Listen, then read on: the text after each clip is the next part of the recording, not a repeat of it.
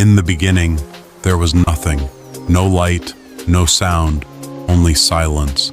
Then, everything changed. From a single moment, the universe was born, expanding, growing, becoming something unimaginable. Billions of galaxies emerged, each filled with stars. Among them, one small star began to shine, our sun. Around it, a fragile world took shape, a world of oceans, storms, and life. Earth. But Earth is only a tiny part of a much greater story. Beyond our skies, the universe stretches endlessly. Time moves differently here. Distances are beyond human understanding, and yet, we look up, we search, we wonder, we dream.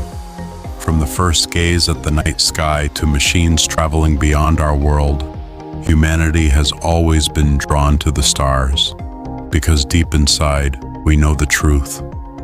We are not separate from the universe, we are made of it. Every atom in our bodies was once part of a star. We are, quite literally, stardust. And in this infinite cosmos, on a small blue planet, life began to ask a question. Are we alone? The universe remains silent, but its story has only just begun.